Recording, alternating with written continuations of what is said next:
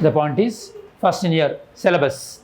Your syllabus, students, for last 2 days I given the overview of syllabus. Now briefly, so if you have syllabus copy, you can find. Okay, students, in paper 6, please open the Telangana syllabus copy. So in paper 6, you will have, so 3 parts, students. In Telangana, paper 6, you will have 3 parts. The first part now, in today's class, we are going to start. The first part is about the idea of Telangana. The idea of Telangana. How the Telangana idea has been formulated. The idea of Telangana in today's class we will discuss. In syllabus, we will start with there in the syllabus copy, you will find in the first part, in the first chapter, you will find mulki and non-mulki. Did you find that words? Anyone of you can give the syllabus copy? In paper 6, you will find the words S. It's fine. So in the 5th line, you will have the issue of mulkis, non-mulkis, employment and service, civil service rules under Mir Usman Ali Khan. From there onwards, we will start. Before that, the cultural part, like festivals and all these things, that will be part of history. We don't cover in Telangana moment. Now in today's class, let me give an overview of that chapter number 1.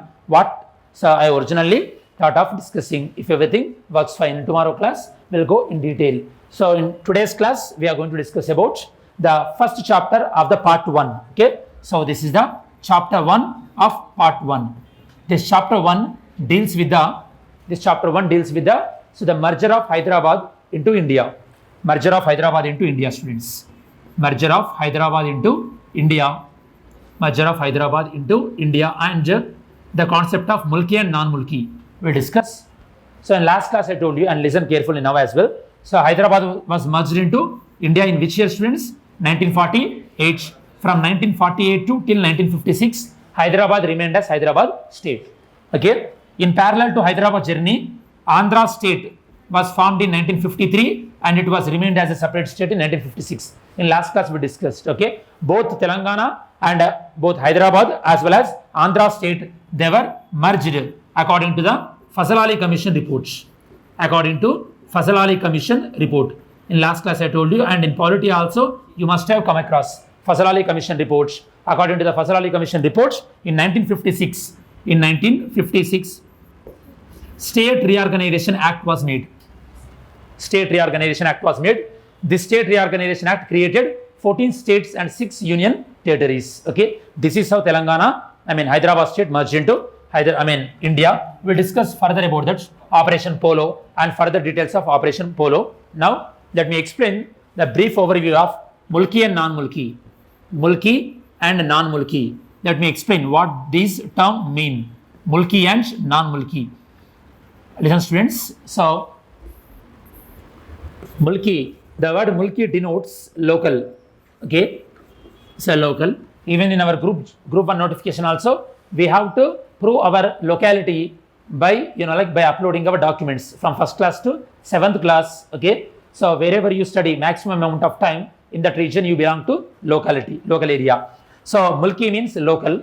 How this local concept came, let me explain. Okay, the word mulki means local, and locals they also use it to call as Dakkanis.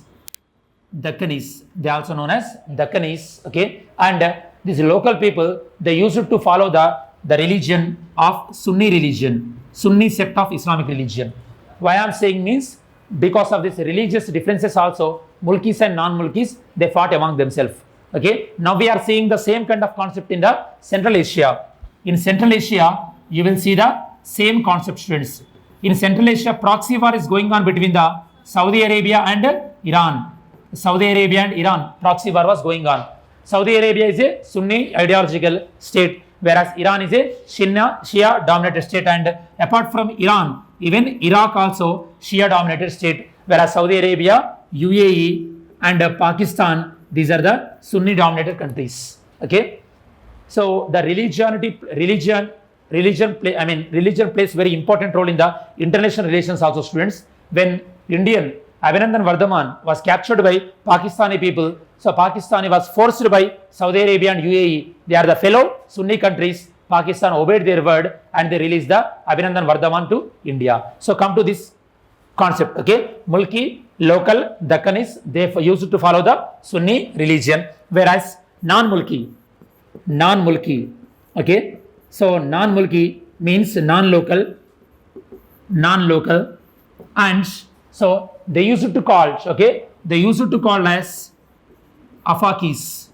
Okay, so this is the word of Persian origin. They used to call as Afakis, and they used to follow the religionity of Shia religion. How these non-local came to how they ended up in Hyderabad state? Okay, they came from these non-local people. They came from the places of Iran, Iraq, and Turkey. Iran, Iraq, Turkey. From these areas, these non-local people came to Hyderabad state. So for better understanding of this, first you have to know Hyderabad was ruled by which dynasties. Let me give a brief overview of Hyderabad was ruled by which dynasties. Okay, so very brief overview. Before we going into the next slide, let me once again repeat. We are discussing about the concept of local, non-local. For that we use the other word, that is Mulki, non-Mulki. So Mulki means local. They also known as Dakkanis. Okay, you might have heard about Deccan Chronicle newspaper. Deccan Chronicle, Deccan Airlines, and all these things. Deccan, the word Deccani represents the local, Deccan Plateau. That means the people who belong to Deccan Plateau. In English, we use the word aborigine. Aborigine means a person belong to that particular area. Okay, so they use it to follow Sunni religious sect, whereas non-Mulkis, non-local, they are also known as Afakis, and they use it to follow the Shia sect, and non-locals, majorly they came from Iran, Iraq, and Turkey. Now, next, we have to understand how these non-local people came to Hyderabad. That conceptual clarity you must have. So, Hyderabad area. First, it was ruled by Bahmani kingdom, and then it was ruled by Qutub Shahis. Okay, then Hyderabad ruled by Asaf Jahis. Okay, Asaf Jahis.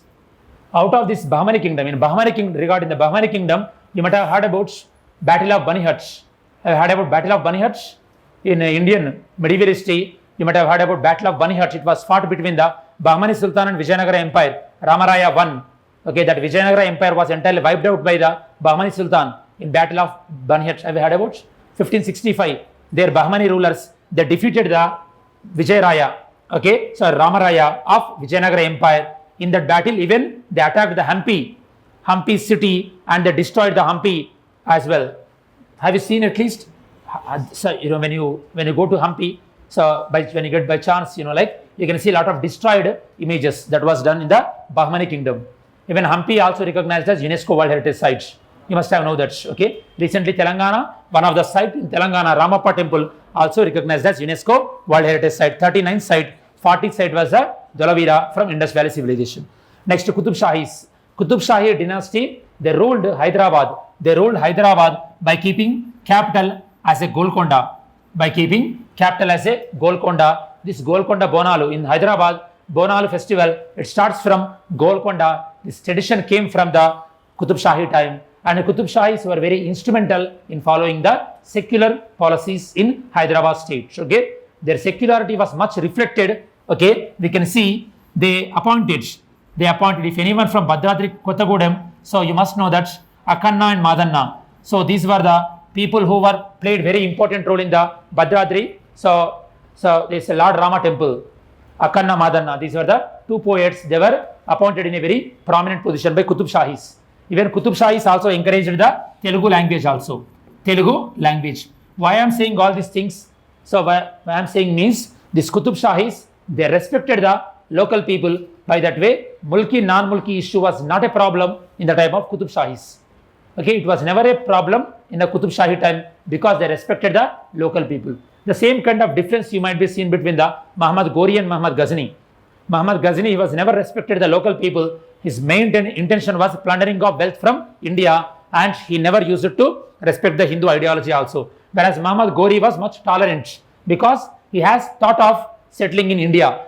He was much religious tolerant. In the same way, Qutub Shahis, they promoted the Telugu and they promoted the Telugu people. By that way, non-Mulki problem was not much in the Qutub Shahi time. But non-Mulki problem was much in the Bahmani kingdom as well as it was much severe in the Asaf Jahis. Now in conceptual point of view, you must be clear why non-Mulki problem was not a problem in the Qutub Shahi time. Are you understanding, students? In Qutub Shahi period, non-Mulki problem was not at all an issue because they were very accommodative in nature, they are very tolerant in nature. So in Bahmani kingdom, there used to be one prime minister. The prime minister name was Muhammad Gawan.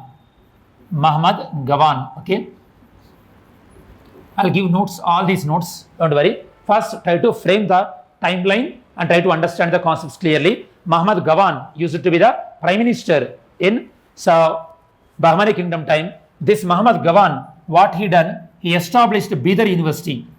He established university in Bidar. Okay, so in this university, as a lecturer, as a professors, and lot of students also, lot of opportunities given to the non-locals. That means lot of opportunity went for non-Mulki. Finally, what happens? This non-Mulkis are belong to Shia and Mulkis are belong to Sunni. In Bahmani kingdom, this Shia and Sunni, the infighting was happened. That means civil war was broken out. Civil war like in Syria and Yemen, Israel, Palestine, all these are the just conflict of the religion. Even the Protestants and Catholics, they fought, that fought resulted into the Ireland and Northern Ireland, division of Ireland and Northern Ireland. In the same way, so Muhammad Gawan established the Bidar University. He given much preference to non-Mulkis. This created lot of tensions between the Shia and Sunni. Because of these policies, finally Bahmani kingdom was completely collapsed. After Bahmani kingdom, Qutub Shahis came. In the Qutub Shahi period, the non-Mulki problem was not much there. Finally, then Asaf Jahi. During the Asaf Jahi time, Mulki problem again came up. Why this Mulki problem came up? Let me explain. First, you have to understand Asaf Jahi kingdom was established in 1724, students. Okay, Asaf Jahi as well as Nizam, both are same.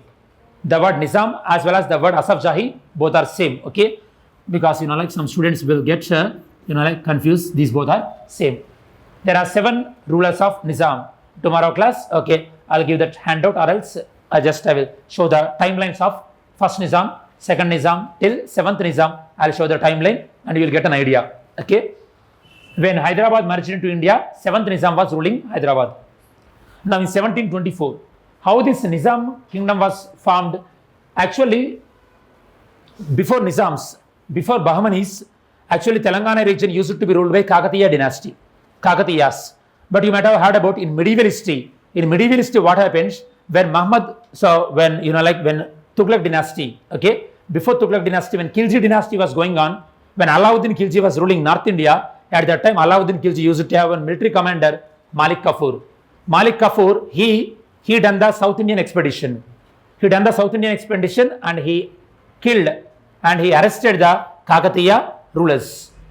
The Kakatiya rulers, once Kakatiya ruling was abolished or completely it was replaced, then Bahmani kingdom influence was there, then Qutub Shahis, then Asaf Jahi rule influence was there. During this time, what happened, students? These people, they were never independent kingdom. Asaf Jahis were not independent rulers till 1724. Till 1724, they were feudatories. They were feudatories of Aurangzeb. That means they used to work under Aurangzeb. You must remember Aurangzeb was died in 1707.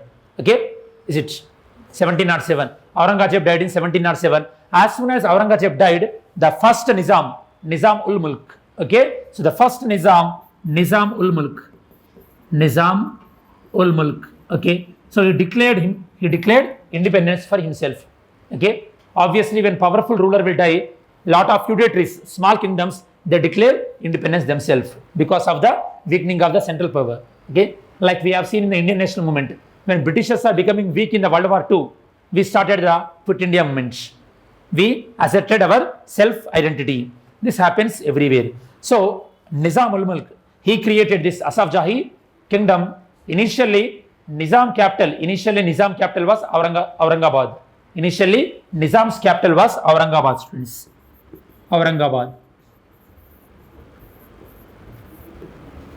Okay, so later this capital shifted to Hyderabad. There's a different story. Same like Mughals.